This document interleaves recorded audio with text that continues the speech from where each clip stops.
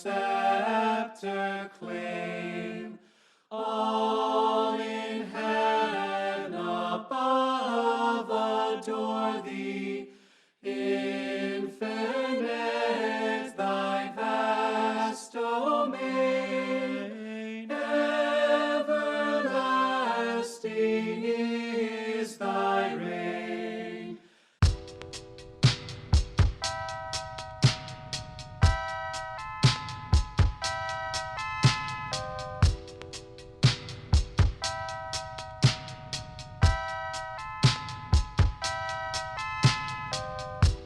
You're listening to The Night Before, a movie podcast. Each episode, we find a unique place in the city and share a drink and our thoughts about the movie we watched the night before. This is Lee, and I am joined, as always, by my husband, Jesse. We can say Here we are, part two. part two. Yeah. We are now in We St. finished the Pete. show. Oh, yeah, that's right. We're in St. Pete. We're in St. Finished the Petersburg, show Florida. last night. We finished the show. If you listened, there's a part one to this episode. We did it. We did all three And in one night. we talked about going home and watching all three, and we did. We did. You know, it's not like a hardcore binge. We watched 3 episodes in a row until about 1:30 in the morning. Well, it got so good that we didn't want to stop. It did. I mean, it did. No, it did. It did. Good. Like, Yeah. I don't know. Good. Well, we'll talk about that. All right. So this episode is part 2. We're going to wrap up our thoughts, see if our predictions were right, which they really weren't. Not really. I mean, in some aspects they were, but not overall. And then sort of talk about the show overall. So we'll say if you haven't seen the last 3 episodes of Midnight Meth, I would probably definitely watch them before you listen. you listen. We also have a part 1 to this where we talk about episodes 1 through 4, the episode before this. Right. And maybe go listen to that. Even if you hadn't seen the show, I think you could listen. Though we give some things away for episodes 1 through 4. Yes. It's not everything, but Yes. 5 through 7 definitely gives it all away. Yes. We're good, thanks. But we'll get to that. Right. So instead, we're in St. Petersburg, Florida. I'll let you take over. We're at the Hollander Hotel. We're at their bar. It's called the Tap Room. Actually, out on their porch. It's really nice atmosphere. We're drinking an old fashioned. Yeah, we each got an old fashioned. It's downtown St. This Petersburg. is a really good old fashioned. So you might hear a little music, some people celebrating. But we're here because we just saw, which will be another podcast, which. We just saw another movie, which will be the next podcast. Yeah, we saw a film called Lamb. At one of our favorite cinemas called Greenlight Cinema. Yeah, in downtown St. Petersburg. So stay tuned for that. Go watch Lamb. Go watch Lamb. Because we're kind of in a spooky. We'll talk about Lamb. Lamb's a horror movie, but it's an A24 film, so we'll talk about that later. It's not a horror movie. No, but A24, you know how A24, they always give you something to talk about that's something different. It's out different. there. It's definitely different. Yeah. And they're more genre type. I guess films. there's a little horror aspect to it. Yeah, later piece. So anyway. But anyway. Right, we're drinking this. We're hanging out here on the sipping on an patio, old fashioned, hanging out in this staring nice, at relaxing. cars. It's a nice night. The weather's getting I mean, slightly it's nice cooler. for Florida. It's not as muggy. It's 80 degrees instead of 90 degrees. Yeah. So, anyway. So first off, I guess, I don't know. Overall reactions, now that it's all said and done, we left when Riley had kind of been bitten by the vampire thing. And I was shocked by that the main character Yeah. was being changed into a vampire episode 4. And you had mentioned, well, he's not going to die. So we want to get right into our predictions? I mean, Sure. yeah, and I think that it just kept getting like more shocking and more shocking, and what I liked about it was that it was unpredictable. It kept changing. Yeah, So it first kept off, one of the changing. predictions, I said Riley would make it That's a motorcycle. to the end. That's okay. I mean, it's going to Yeah. be noisy. We're on the street. I said Riley would make it to the end, and then I think like by the end of the next episode or whatever, he dies. But the way he dies, I think, was unexpected. Mm-hmm. Because I thought, Well, the second they went out in that boat. well, I thought he was going to make her a vampire. Like, that would have been predictable. Yeah. But No, he the didn't. second he was going out in that boat, I was like, oh man, my prediction ain't coming true. He ain't making it.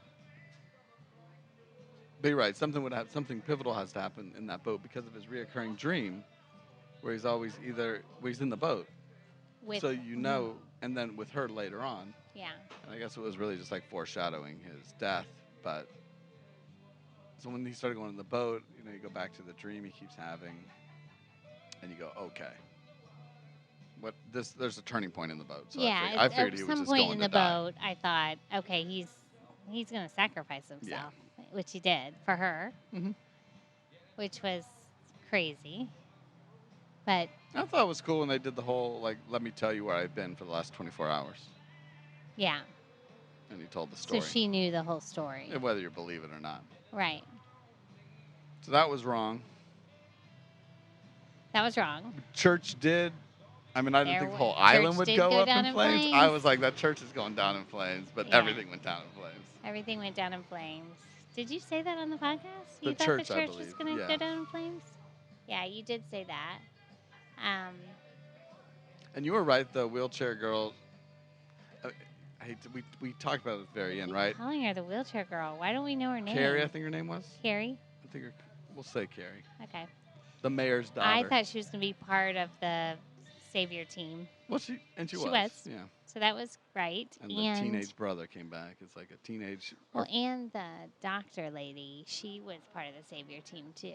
Yeah, and it revealed some things about her, which I'll tell you at first when they. I did not think she was going to be the daughter of the priest. The old lady and the priest. Father Paul. He's like the forbidden child. Yeah. I mean, you knew you knew him. Is not supposed to have a child. No, but you knew him and the mother had a relationship of some sort. And then they start unraveling that in the last episode. But my mind did not even go there with the lady. Yeah, it was one of those the like, priest oh yeah, was her. Of course she is type moments. Well, once it was revealed, I was like, oh, but my mind never went there as like a prediction. So that was a good unexpected part. Mm-hmm. Sarah. And it was her name, Sarah. And I don't you don't have to get too much into the religious part, but it was it did go down that path of like we were talking about, maybe the sheriff would have some role, maybe the doctor, like the outsiders, the ones who aren't fully immersed in Catholicism. And the miracles, and don't have their blinders on. Right. To it and looking at it more. It was a little heavy in the I'll look at this critically or scientifically with the doctor lady. Mm-hmm. And there was a little bit of stuff I could have done without, like the long explanation of scientifically how the blood might work. So many long monologue explanation some of them, things. I think it was a little too much. But that was one of my. I didn't need the whole science behind how the blood. Might work. Yeah, no. No, it's like, no, this is like vampire blood. Let's move on. Even though the V word was never brought up. Which I'm fine with, but I think in real life, if something like this happened in real life, I think somebody at some point would be like, hey, these are vampires. Yeah, no, that was never mentioned. But, what else came true in our predictions? I mean, I think for the most part we were wrong. But the last thing, Erin, the teacher, in a lot of ways, some of it was a story about her, too. Yeah. Because she did perish as well. You said she would. Yeah. The adults kind of all sacrificed themselves to let the kids live on. Yeah. The two kids. Well, our hero adults. The ones that just weren't like the followers. Yeah, the hero adults. That drank the Kool-Aid, which I thought was neat. We kind of jump into the very, very end. The whole It was very cultish. Yeah, like cult of drink the Kool-Aid, Jamestown. Yeah. Deal. And it brought back the poison from the beginning. Beginning with the dog. The rat poison type thing. So that was cool. I mean, overall, I definitely liked the show. Overall, I like the show too. I think it had some issues, but I enjoyed it. I enjoy a 7-episode show any day of the week because I can get into that. So out of our last 2, I really liked episode 5, which is sort of like the story of Riley becoming the vampire and all that. Episode 6, I really liked. I liked how it kept being slow paced, but the thing I didn't like was I didn't hate it, but I didn't love. The last episode I wasn't crazy about. Yeah, I agree with that. I felt like it needed to go bigger. Yeah. It wasn't quite as shocking and in your face as maybe I think it should have. Like, because they held it all till the end. And the angel just cutting the angel's wings, but you never saw the angel or that angel, whatever, The demon, angel the die. vampire. So you don't know what really happened to it, you know? Yeah.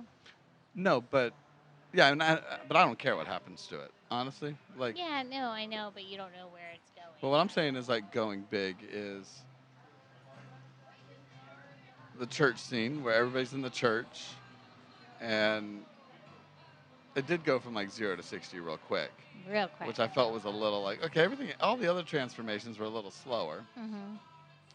But the whole, everybody, like his last sermon, I did forget, that's one thing I'm kind of jumping. I wish, after our podcast, I wished I had said, my thought was, but it's kind of obvious, everything's going to come to head at the Easter service. Right. Like the resurrection, the return, all that. That was true. Yeah, so again, but I didn't mention it on the podcast. You didn't say it on the podcast, but you said it in real life. Yeah, we were talking about it. Yeah, in But real life. I wish... Non-podcast life.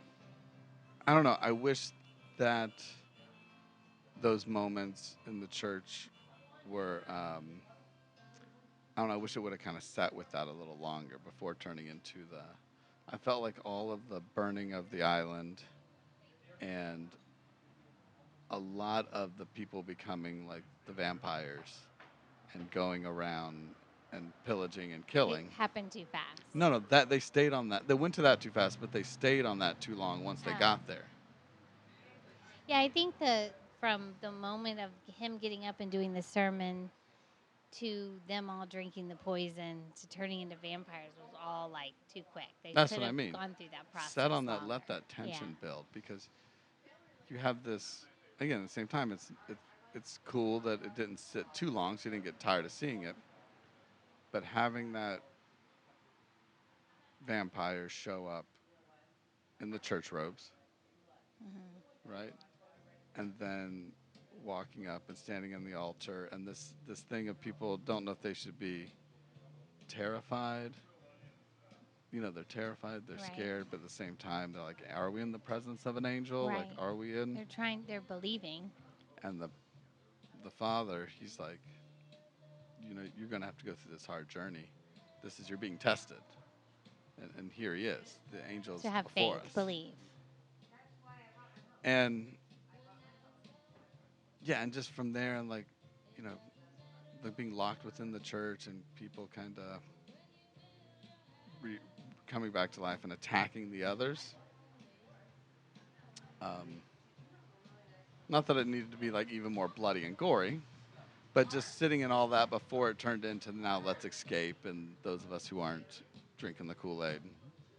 That our one hero scene back. where they're all like attacking each other in the church, that was a little much. It was like almost comical. Well, maybe, yeah, but I mean, it was horrifying, but it was comical. But I in a wish they way, would have made it a little in more sense. horrifying. There was, you know, I wish it was just a little more intense. Yeah. Because then you could really feel the danger. They got out of there too quick, I felt, so you didn't feel the real danger and dread for them. Right, that and kind of panning out and showing like everyone attacking everyone kind of made it a little like, instead of like focusing. Not that I would want to see that blood and gore, because I would have probably had my eyes closed if it was that intense. But panning out on it kind of made it seem. I mean, just like sit on the comical. horror of, when we saw like parents drinking the stuff, or when the sheriff's son drank it, like just Sitting on that emotion of watching your Yeah. child drink it or or giving it not to your drinking it, and your child. parents drinking it, and then dying, or then coming up and then being attacked and eaten because you didn't drink it. I think there was true terror that could have been. Yeah, they could have extended exploited that. that part more. I think it's smart leaving the vampire out as much as they can, but I would have liked to seen it a little more in its like ceremonial garb and robes, at some point, and then it just flew away, and it would just pop in every once in a while. But I mean, all it really wanted to do was feed and Yeah, and leave. get things, yeah. But so the last episode, things have to come to an end. I just felt it was a long time of folks running from house to house. Yeah, and I couldn't figure out why they were running from house to house. I was like, just go to the boat. Well, the boats were, they burned the boats, yeah. Yeah, but the canoe or whatever. Yeah. But it's minor. But at some point in a show like that, you have to have the big. Yeah, because they grand burned finale. the boats to save the mainland from, so no one could actually get to the mainland. Yeah, it was cutting them off. It was one of those things. So the adults, the savior adults, risked their lives for the world. I mean, I did like that, basically. except for the two kids, everybody else perished one way or another. You like that? Yeah, because you want to have something like this. This is an island. This is a situation where everybody kind of dug their hole, for the most part. Like it's I do like how the really religious lady kind of got what she deserved. I liked that aspect of it. Well, yeah. I mean, that has to. When she was looking around and like everything was burned down, there was nowhere for them to go in when the sunlight came up. I thought that was. I felt good about that in a really twisted way. Because she was so like judgmental and. But I mean, I think her character was a bit over the top. There are people like that, though. But she's like this extreme religious fanatic. Yeah. Much more than anyone else on the island. But I thought the most compelling, I still, as I think about it at the end of the day, more and more. I mean, I think she had to be over the top because she immediately was accepting of everything that was happening because she was so over the top with the belief of the angel and everything. Like, I mean, she just had a very literal, like, interpretation. Like, everything from the Bible, she was able to, anything that happened, she was able to justify with a scripture quote. Right. Yeah, there are actual people in the world like that. No, I know, but not, but there's, like, extreme, it's, you could say I'm she's just an talking extremist. extremists. Yeah. I know, but not. Yeah, I know, but she went far quick. Yeah. She wasn't an extremist willing to murder folks at the beginning of the show. They tried to get us there quick because she was willing to murder a dog. Yeah. It's not the same thing, but I agree. I mean, I felt she became over the top real quick, but That didn't seem unrealistic to me. But yeah. it didn't to me. No, I mean, that quick is all. Like, I mean, she's in essence like I think it sacrificing shows, an entire town. just like cults and whatnot. It shows that people will believe what they want to believe, even in the face of evil and things they know is wrong. They'll believe what they have decided to believe in. And I think there's a lot of people like that. Yeah. But it was empty except for some ice. Maybe it was a little bit in there. The thing, I saw at the end of it, the thing that really makes the show so great, and I was happy his whole circle worked, was the priest was like near perfect in it. He was great, yeah. His acting, his whole thing, but even as it kind of came full circle at the end, his sort of motivation for doing it, though a little bit seems hokey at first when it kind of gets introduced that he did it for his lost love, if you will. Yeah. You know. Yeah, I didn't realize that was the turn that it was going to take, but um No, nobody did, and some of it. even when I could tell they had a relationship, I didn't think that was going to be like the whole reasoning behind it, but Yeah, that was okay. but yeah, initially you see it and you're like, okay, like this is a lot to introduce in the last, you know, 30 minutes of the whole series. Yeah, yeah. But I still felt it kind of worked out well in the end, that it kind of came touching, and then when the doctor gets shot, um, you know, he pivots and it's all about that, you know, like, His daughter. yeah, and this, you know, and he tries to bring her back and she refuses. But it was, you know, it's kind of nice that he ends sitting there on the bridge, the little creek, the three of them as the sun comes up. Yeah. But up until then, though, I still liked how he was.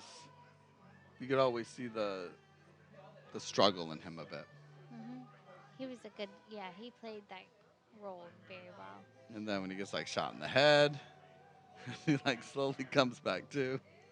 And even then, he you know, he sees the mistake he's made and his lack of judgment, But and then there's nothing. still tries to pivot. That's when he like turns right before um, the doctor gets shot. That's when he pivots, and it's like all are welcome in the church, and like he's trying to fix it all. Yeah. But I don't know. But it was good. It was good. Yeah. So he's like, as the show's over, just his character. I could watch the whole series again just for his performance. Have you ever seen him in anything else? No, I mean, I looked him up. He's done some things that we've seen him in, but nothing that he's like the guy. Yeah. So, yeah, I don't know. Midnight Mass, I really liked it. Yeah, we liked it. Do you think there'll be a second season? No. You don't think so? That was it? How could there be? Well, it's a limited series. Yeah, there's no reason to. I mean, unless you want to focus on the two kids. Yeah. Where they go from there. Then it becomes like And a I know Stranger Things vampire And I know movie. it hints that. Do you want any more or no? We'll have one more. Sure. Yeah. And then we'll close out. Yeah, they do that little thing like, which is then we know. Oh, the vampire's wings are cut. Yeah.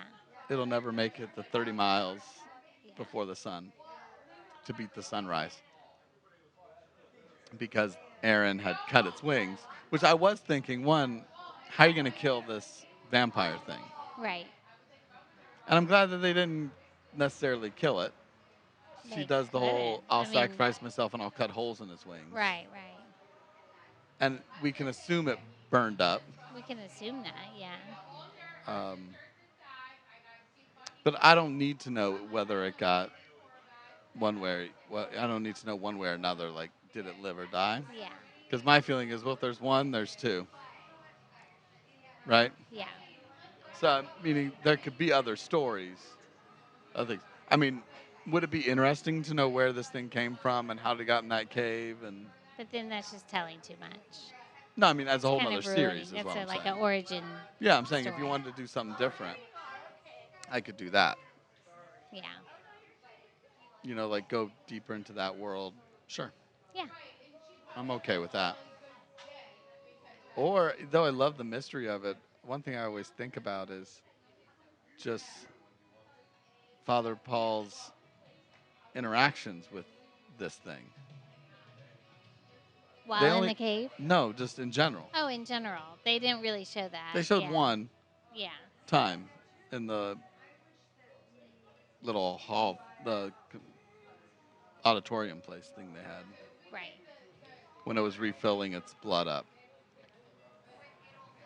But, I mean, obviously, you know, obviously things were orchestrated because it wore the church robe.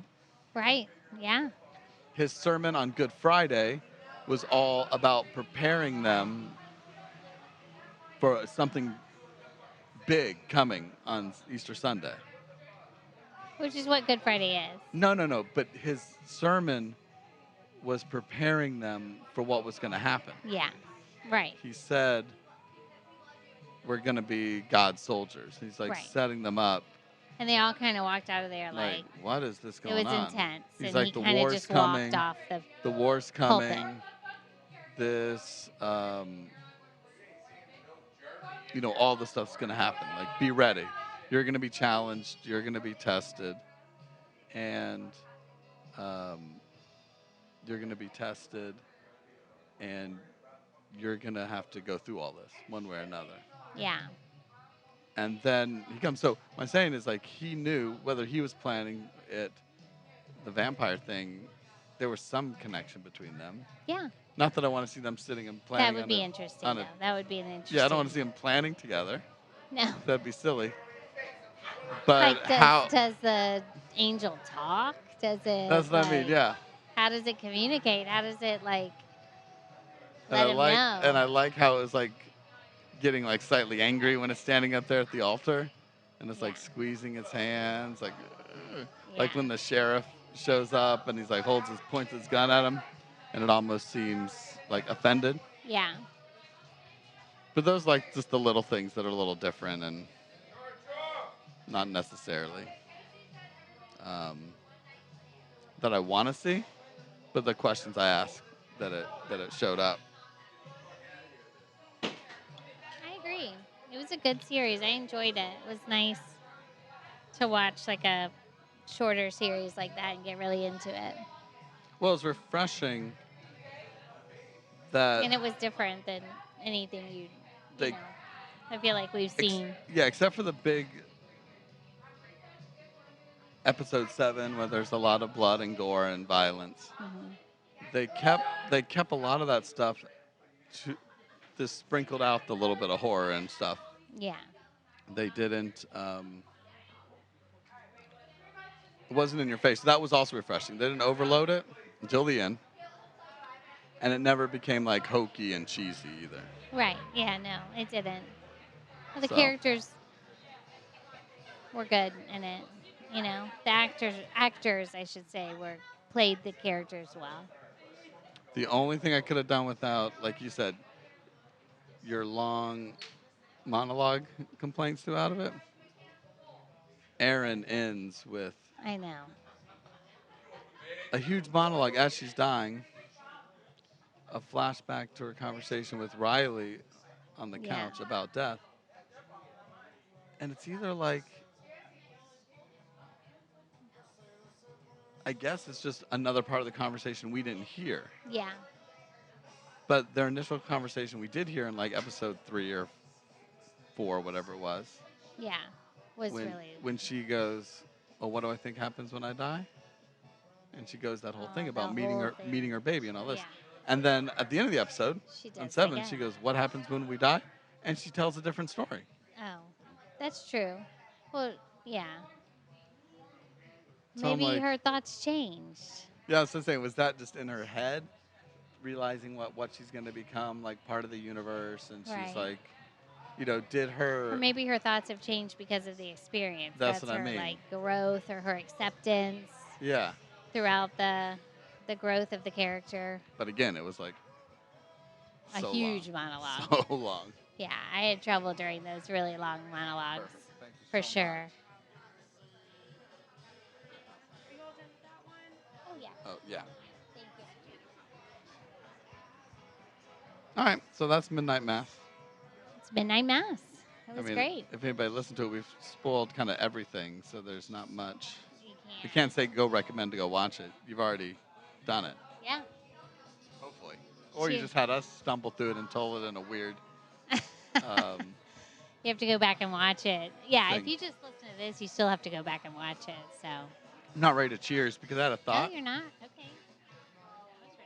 Not that it matters, but I've been thinking how would you solve the Mandy Moore effect of the show?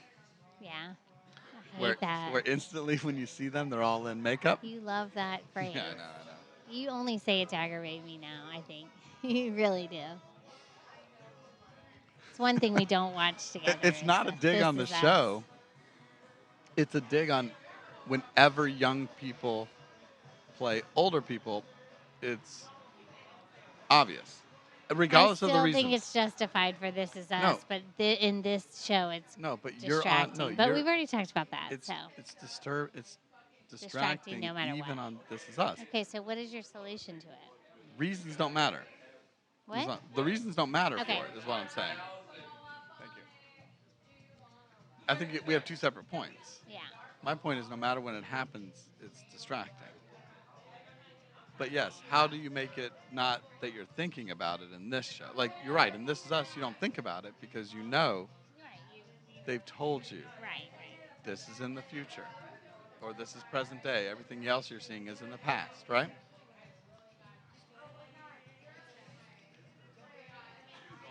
So all you got to do to fix it is start with a 2-minute scene at the beginning of the whole series. Instead of Riley sitting there at the car accident, Yeah.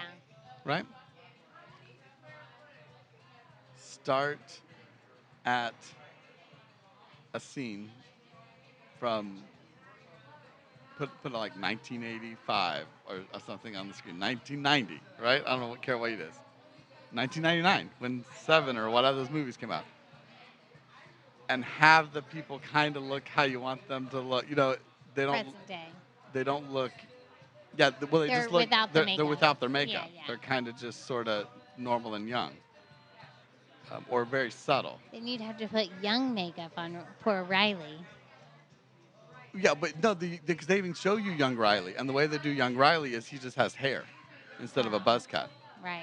True. So that's what I'm saying. Is show the people kind of how they are, how they're going to end up later in the show, and then cut to like him getting out of jail or something, and you kind of have to say, oh, where something happened, right? Right. And he could wake up in the cell, like he could sit up in the cell with his shaved head after having the dream of, you know. True. That's a good way to. So anyway, you see everybody what they look like. Yeah. I was actually thinking of the scene like it's the late 90s. Everybody looks Their age. younger. Yeah. Their real age in life. He goes and lays his head down on his bed in that room with his Riley hair. I feel like you're like director. And then you see This is Jesse, the director. Then you see the car accident stuff in his head. Mm-hmm. And then he wakes back up and he lifts his head back up. And now he's shaved head in a jail cell. Right. And now That you would've been realize good. it's gone.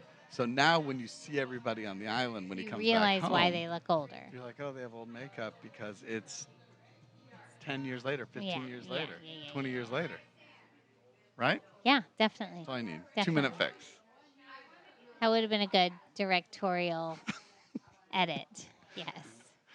I'm saying the only reason I bring it up is so you're not sitting there trying to figure out. Yeah, that was Because questionable. it's not that it's bad makeup either. This Except guy for the had doc. some Except really for tight pants on. except for the doctor's mom. Yeah. It's not that the makeup's bad. It's just noticeable that something is slightly off about some of the actors. Absolutely. You're like, Definitely. I know they're not that old. Yeah. That's all. So, I just wanted Especially to the add that grandma. part. Yeah. That's what I've been thinking about for the show. Okay. I can buy that. All right. So let's wrap this up. All right. We It's picked getting rowdy this, out here. Yeah, we picked this nice quiet spot, It's not quiet anymore. and it's become rowdy and loud. Mainly only because of one drunk Girl. woman, Yeah. She's like was over here staring at which us. I hope we'll have to listen back.